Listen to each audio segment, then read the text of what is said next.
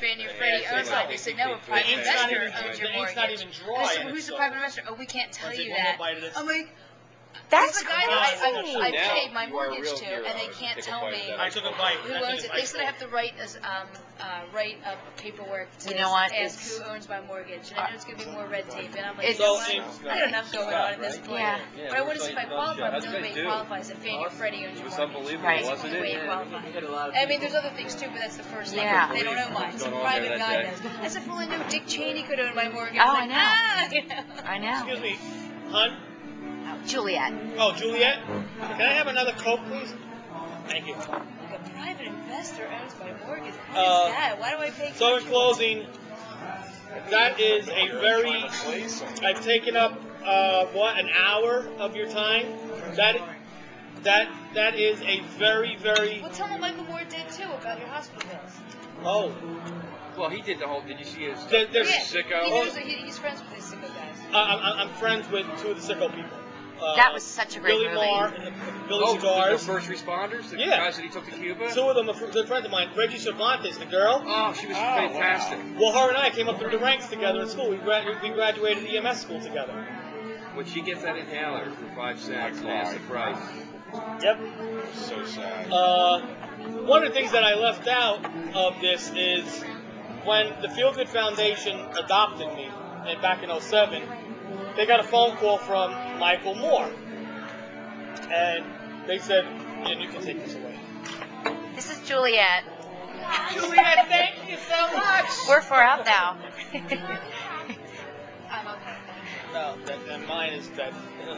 Thank you for the soda. No, and thank you for the tip on the upside down glasses. Oh, no problem. Anytime you don't want water, tell your people, turn their glasses upside down.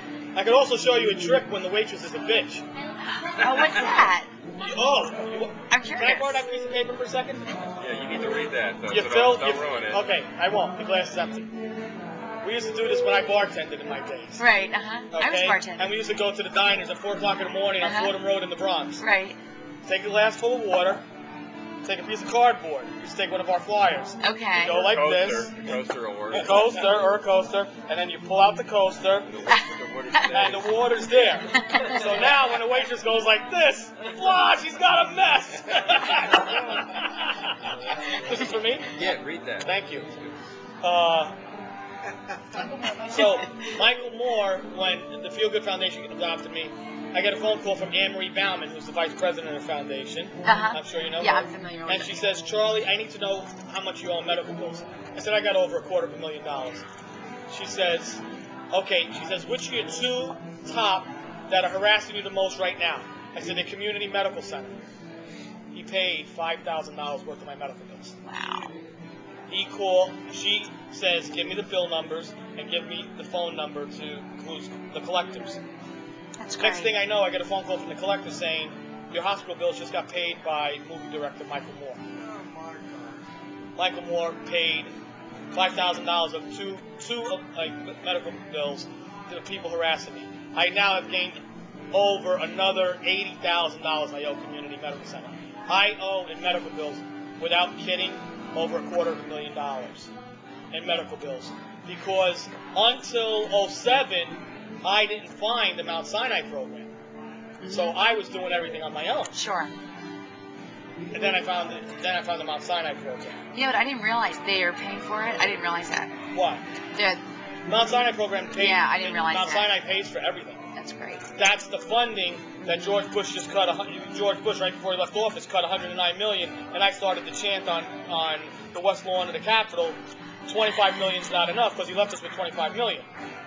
Barack Obama is going to raise that though, and we also want Michael Levitt reinstated as our director of CDC. Who? Michael Levitt, he was the director of the CDC, and George Bush let him go. We want him brought back, and it looks like Obama is going to bring him back to head up the CDC.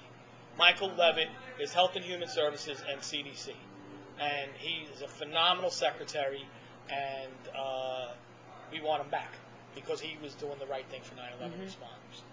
And it just seems that everybody during the Bush administration, and I never forget that Friday when George Bush comes down with his bullhorn, his beige jacket that he was given, and he grabs his bullhorn and he's like, "You guys, we appreciate everything you're doing here. He says, and soon the people that knock down these buildings are going to hear from us, and you guys are going to get everything that you need. I guarantee you that. George Bush is a lying sack of shit, and I said that on camera.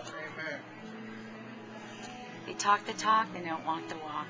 So, there's a lot, and like I said, I just took an hour of your time, talking, and I'm going to shut up now. But first of all, I want to thank you for hearing my story. I kind of blew your discussion through the water tonight. No, you are the discussion. You were this is great. You were a nice surprise. And just know that this is just a pinch of what my life has been since 9/11/01. This last hour that I told you is just a pinch. It's a small little baby pinch of what my life has been. Imagine all the bronchoscopies that I've gone through, the needles in the stomach, the surgeries.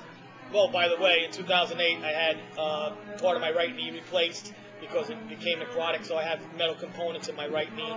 And now they want to do my left hip, which is also severely necrotic. That's why I walk with a cane, because one of the medications has me a little tumbled.